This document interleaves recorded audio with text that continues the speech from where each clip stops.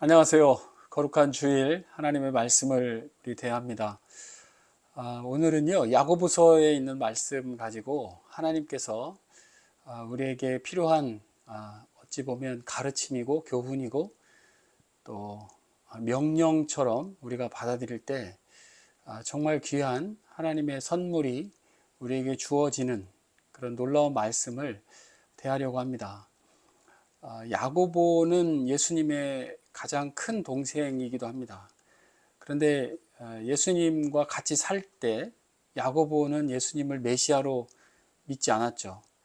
어쩌면 가장 예수님과 오랜 시간을 살아왔던 것이 야고보인데 그에게 성령이 임하고 영안이 열리면서 진정으로 자신이 예수님과 살았을 때의 모든 삶이 정말 우리 삶에 귀한 교훈이 있는 친히 보여준 삶이었구나라고 하는 것을 야고보는 깨달았죠. 그리고 야고보서를 통해서 우리는 예수님께서 실제 자신의 그 육신의 동생인 야고보에게 어떠한 삶의 교훈을 주었는지를 우리는 간접적으로 우리는 받을 수가 있는 그 놀라운 귀한 복을 우리는 누리는 것이죠. 우리가 잘 아는 본문입니다. 오늘 야고보서 1장에 있는 2절부터 4절까지의 본문, 짧은 본문인데 이 본문을 통해서 하나님께서 우리에게 어떻게 귀하게 그 생명의 면류관을 주시려고 하는지 그런 과정들을 한번 살펴보려고 합니다. 여러분, 이 세상은 완전히 망가진 세상입니다. 사실 하나님께서 아름답게 창조했지만 죄가 들어오고 또 이 공중의 권세 잡은 세력들이 온통 이 세상을 음란하게 정말 악하게 자기 의의를 드러높이는 그런 자기중심적이고 정말 완전히 망가진 엉망진창으로 만들어 놓은 세상인 것이죠. 그 세상을 우리가 믿음의 사람으로서 살아가면서 겪게 되는 온갖 일들이 얼마나 많은지 모릅니다. 정말 이렇게 가만히 들어보면 뭐 아무 대답도 할 수 없을 만큼 그런 안타깝고 정말 어처구니 없는 그런 상황들을 우리는 뭐 멀리 갈 것도 없고요. 뭐 드라마나 책을 통해서만이 아니라 우리 주변에 가까이 혹은 각자에게, 물론 저에게도 마찬가지고요. 그러한 일들을 겪는다는 것이죠. 자, 그러한 일을 우리가 겪을 때 어떻게 해야 할 것인가 라고 하는 정말 귀한 교훈입니다. 2절에 보니까 내 형제들아 너희가 여러 가지 시험을 당하거든 온전히 기쁘게 여기라. 형제들아 라고 부른 것은 우리 신앙인들을 말하잖아요. 하나님의 사랑을 받고 선택함을 받은 자들인데 그런 사람들에게도 여러 가지 시험이 올 수 있다는 것입니다. 그 여러 가지 시험이 어느 정도의 수준이냐면 정말 우리의 몸과 마음과 머리에 엄청난 지진이 일어나는 것과 같은 그러한 상황 정도 됐을 때 이걸 시험이다 이렇게 표현하는 것이죠. 그냥 뭐 어린아이들에게 닥쳐오는 정도의 그런 일들 같으면 그냥 뭐 한번 꾹 참고 넘어가는 그런 수준이겠지만 여기에서 이야기하는 이 시험이라고 하는 이 내용들은 그 정도가 아니라는 거예요. 굉장히 어려운 어지간한 상황이 아닌 것이죠. 그런데 그것을 맞았을 때 우리가 그것을 어떻게 받아들이고 우리의 태도를 어떻게 해야 할 것인가, 이것을 지금 이야기하는데 기뻐하라는 거예요. 이것을 기뻐하게 인식하라라고 하는 것인데 쉽지 않죠. 왜냐하면 우리는 누구나 할 것 없이 상식적인 수준이 있는 것입니다. 그 범위 내에서 통념적인 상황에서 우리는 기대하고 예상하는 삶을 우리는 살아가는 것인데 전혀 그렇지 않은 어떤 엄청난 일이 닥쳐왔을 때 우리는 우리 존재 자체가 부정당하고 우리의 삶 전체가 송두리째 말소되어 버리는 그런 일들을 우리는 시험이다 이렇게 표현하는 것입니다. 그러한 상황 가운데 그것을 우리는 어떻게 받아들일 것이냐. 기쁘게 받아들이라. 여기서 기쁘게 여기라 라는 말은 카라라는 헬라어인데 그 대상 자체를 우리가 기쁨으로 여기는 그런 우리에게 가르침인 것입니다. 이것이 우리가 선택해야 할 최선의 선택이라는 것입니다. 자, 이게 3절에서는 이는 너희 믿음의 시련이라고 표현해요. 이는 그러니까 우리가 여러 가지 시험을 당했다라고 이야기하는데, 여러 가지 시험이라고 하는 엄청나게 광범위하고 큰 범위의 그런 여러 가지 일들을 3절에서는 믿음의 시련이다, 이렇게 우리에게 약간 초점을 주는 그런 말씀을 하는 거죠. 여러 가지 어려운 고난, 힘겨움들이 우리가 믿음의 시련이라고 하는 것으로 우리가 초점을 잠깐 맞추어 본다면, 그것은 하나님의 시선, 하나님의 이끄심으로 우리가 본다면, 그것은 우리를 인내를 만들어내는 쪽으로 우리가 알아갈 수 있다라고 표현하는 것이 3절입니다. 자, 이것을 다음에 나오는 야고보서에 있는 말씀을 가지고 야고보가 보충해서 설명을 해주는데요. 13절에 보니까 사람이 시험을 받을 때 내가 하나님께 시험을 받는다 하지 말지니 하나님은 악에게 시험을 받지도 아니하시고 친히 아무도 시험하지 아니하시느니라. 우리에게 그런 일이 왔을 때 하나님을 원망하는 말투를 우리가 하거든요. 하나님 왜 이렇게 나에게 시험을 주시나요? 라고 하지만 하나님께서는 친히 사람을 시험하지 않으신다, 이렇게 표현합니다. 그러면 그 시험은 어디에서 오는 것인가?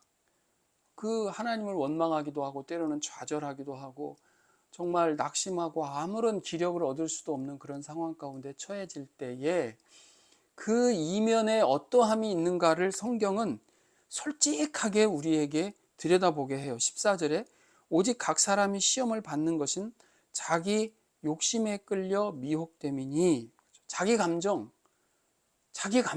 자기가 가장 우선해야 하는 그러한 것을 여기 욕심이다, 이렇게 표현하고 있습니다. 그 유혹에 우리가 자칫 넘어갈 수 있다.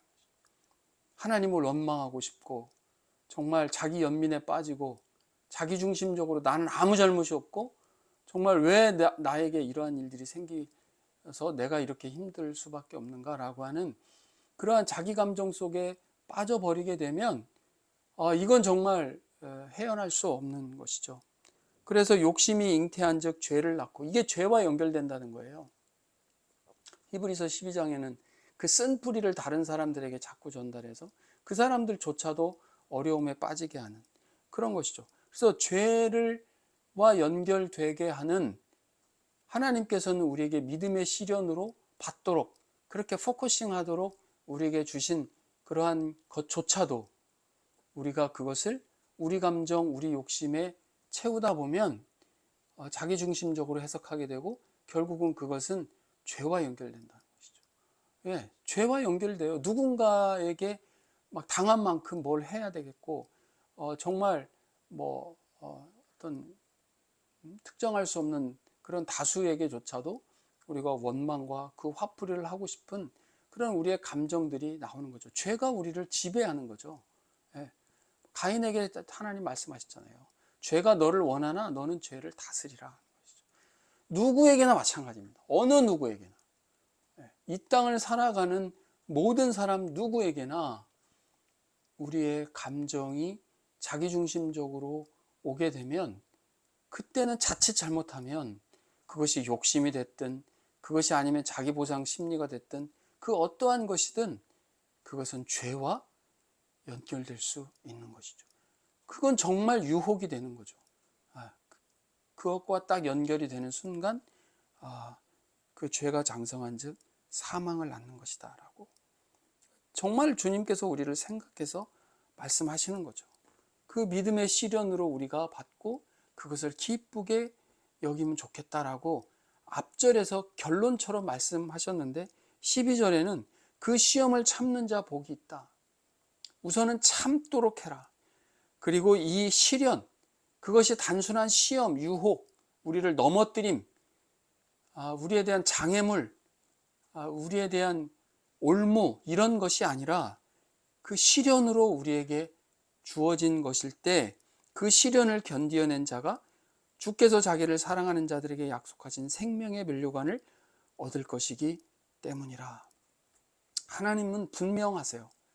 우리가 닥쳐오는 이 정말 망가지고 이렇게 엉망진창인 세상에서 우리 신앙을 가진 사람들이 우리가 맞닥뜨리는 여러 가지 어려움들이 있다라고 하는 것을 부정하지 않습니다. 그런데 그것을 믿음의 시련으로 받고 우리가 그 가운데에서 참고 그것을 기쁘게 우선 첫 모드를 그렇게 받으라는 거죠. 첫 모드, 우리가 해석하면서 모드를 우리가 결정하잖아요. 그럴 때 나의 감정에 휩쓸리지 않고 하나님의 시선으로 그것을 돌려놓으면서 그것을 우리가 기꺼이 여기라, 기꺼이 받아들이라, 그것을 우선 참으면서 받으라.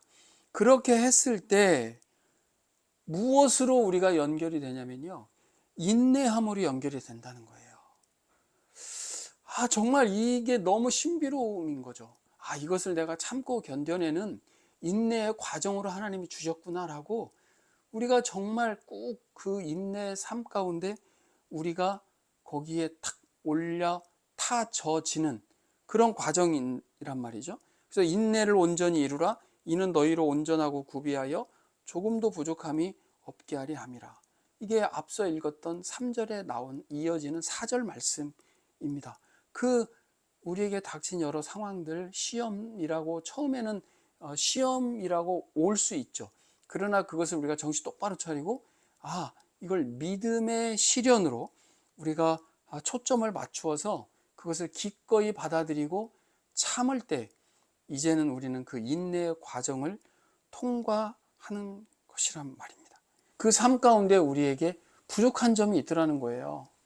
하나님의 그 수준, 하나님의 그 가르침의 경륜 가운데 우리에게 부족함이 있는데, 그 부족함이라고 하는 것이 뭐냐면 바로 인내라고 하는 것입니다. 믿음의 사람들에게 필요한 그 인내가 부족하더라. 근데 우리는 뭐가 부족하다고 생각해요? 돈이 부족하고, 어디 가려고 하면 입고 갈 옷이 부족하고, 우리가 뭘 하려고 하면 나에겐 시간이 부족했고, 우리가 뭘 하려고 하는데 집이 좁고, 우리가 뭘 하려고 하지만 내 꿈을 펼칠 만한 무대가 부족하고, 다 자기중심적인 부족함으로 우리는 이 부족함을 이해하는데, 하나님께서 보실 때에는 우리가 믿음의 사람으로 우리가 더 성장해 나가는 데 있어서는 우리에게 진짜 부족한 것은 뭐냐면 인내가 부족하다. 그 인내를 부족한 그 인내를 하나님께서는 우리에게 채워주고 싶은 것이다. 연단이라고 하는 그 단어와 여기에서의 그 믿음의 시련이라고 하는 단어가 같은 단어인데, 그 과정을 온전히 이루어 나가도록 하는 것, 그것은 인내다라고 하는 것입니다. 인내는 그냥 생기는 게 아니니까요. 이 믿음의 시련, 하나님께 선택한 믿는 자들에게 주신 이 믿음의 시련의 과정을 통과할 때 우리에게 인내가 연결되는 것이고요. 그 인내를 우리가 잘 통과할 때 우리가 그 부족함이 채워져서 우리가 온전해진다. 하나님은 우리가 온전해지기를, 우리가 좀 더 주님을 더 많이 닮기를, 주님의 성품, 주님의 속성, 그것을 우리가 좀 더 담기를, 그 온전해지기를 하나님은 원하십니다. 우리 힘으로 될까요? 그래서 5절 말씀을 주신 거예요. 너희 중에 누구든지 지혜가 부족하거든 모든 사람에게 후히 주시고 꾸짖지 아니하시는 하나님께 구하라. 그리하면 주시리라. 기도해야 한다는 것을 우리에게 가르쳐 주십니다. 처음에는 유혹하고 넘어뜨리고 죄를 짓게 하고 누군가를 원망하고 심지어 하나님조차도 원망하고, 그러한 시험으로 우리에게 닥쳐올 수 있지만 그것을 믿음의 시련으로 바꾸고 받아들이는 순간 우리는 참고 기꺼이 받으면서 인내를 배우고 그 연단의 과정을 통과하면서 우리의 부족함을 채워가시는 그 하나님의 손길을 우리는 느낄 수 있는 것이죠. 우리는 인정하지 않을 수 없게 되는 거예요. 이런 말씀의 가르침이 없다면 우리의 감정, 우리의 마음으로 그냥 우리는 다 침잠, 거기에 그냥 빠져 들어가고 말거든요. 우리를 온전하게 해주시고 우리를 사랑하는 자녀로, 그리고 이 아까 읽었던 말씀처럼 생명의 면류관을 선물로 우리에게 주시기 위해서 우리에게 필요한 고난, 필요한 시련 견뎌내게 하시고 통과하게 하시기 때문에 이것을 정말 우리가 기꺼이 받고 이 과정을 살아내는, 지금 통과 중에 계신 분도 계실 것이고 이 통과된 이후에 하나님께서 그렇게 허락하시는 여러 가지 온전함으로 받게 되는 그러한 은혜를 누리시는 분들도 계실 텐데요. 하나님께서 우리를 사랑으로 이끌어 가신다라고 하는 이 확신 가운데 우리가 겪게 되는 여러 가지 인생의 시험들, 이게 한번 끝난다고 끝나는 게 아니잖아요. 삶이 거듭될수록 이러한 시험들은 여전히 우리에게 늘 닥쳐오게 되고 우리를 어떻게 하면 넘어뜨리고 죄와 연결시키기 위해서 우리에게 참 우리의 마음을 조장하는 그런 악한 무리들이 있다라고 하는 것 우리가 다시 한번 인식하고요. 그 이면에 하나님의 그 놀라우신 사랑, 그 선물 주시고자 하는 하나님의 그 섬세하신 계획과 섭리를 우리가 다시금 깨닫고 나아가는 저와 여러분 다 되시기를 주님의 이름으로 축원합니다. 감사합니다.